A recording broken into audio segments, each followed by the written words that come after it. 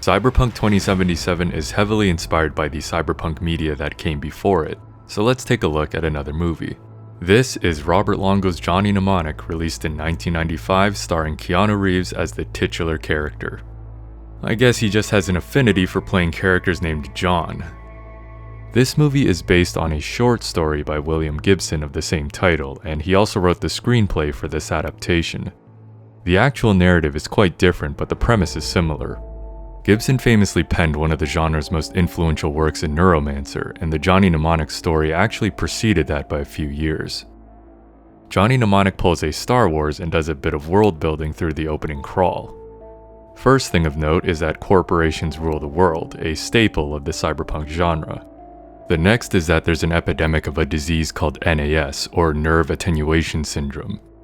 Also known as the Black Shakes, it is fatal and has no known cause or cure, although it's later implied that NAS is the result of radiation from the excessive amount of technology in the world. A resistance movement called the Low-Techs has formed to fight back against the corporations. For security, corporations hired the Yakuza crime syndicate. They secure corpo data with black ice, which sounds exactly like the ICE, or Intrusion Countermeasures Electronics, found in 2077. Lastly, when sensitive data needs to be transported, they do it through a physical agent known as a mnemonic courier. The word mnemonic is associated with assisting memory. An example would be the alphabet song or an acronym like Roy G. Biv. The reason mnemonic is spelled like this is because it's derived from an ancient Greek word, mnemonikos, as well as relating to the Greek goddess of memory, Mnemosyne.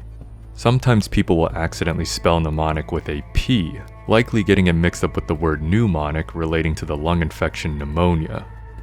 Mentioning all that isn't really relevant, but mnemonic is one of those words where I've always wondered why the heck it's spelled like that. Anyways, these couriers have a storage implant in their brains where they hold the data. In 2077, most valuable intel is usually stored on shards instead of writing the data straight to the dome. This kind of advanced cybernetics is just par for the course in 2077, and these agents are essentially the solos or mercenaries of this universe. The movie opens with Johnny calling his handler/fixer, Ralphie, who informs him that he doesn't have enough money for the procedure to remove his storage implant. Johnny's implant is actually making him lose his childhood memories. In the Phantom Liberty DLC, Songbird reveals that she too loses some of her memories whenever she reaches past the Black Wall. So what this means for Johnny is that he needs to take on one more job.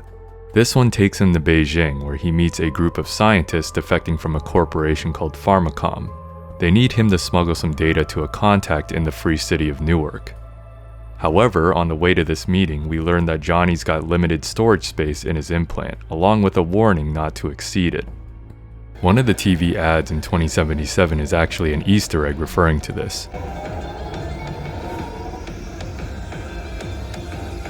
He ends up doubling the memory up to 160 gigabytes. For the 90s, that's a considerable amount.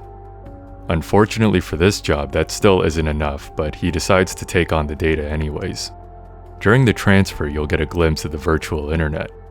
I also assume the data transfers are usually this painful since Johnny came prepared with a mouthguard to clamp down on. Afterwards, Johnny heads to the bathroom where he begins displaying symptoms akin to V's relic malfunctions. It's not so funny when you're on the other side of it. The scientists then get attacked by the Yakuza, and a guy pulls out a laser whip or monowire and attacks Johnny.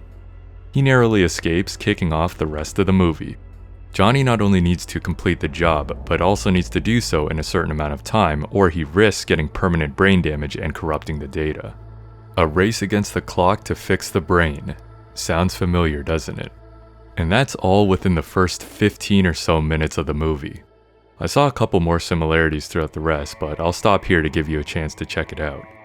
But a warning, this movie was very poorly received. The premise is fine, but many found the execution rather awful, and noted that the CGI sequences didn't do the film any favors. There was a lot of criticism towards Keanu as well. Let's just say that this isn't one of his best performances. It's not the worst movie ever made, but there's certainly some issues. Watching this as someone that enjoys the genre definitely made it easier to stomach, and I imagine if you're like me, you'll probably enjoy it a lot more than the average moviegoer did. That does it for this video. Thanks for watching.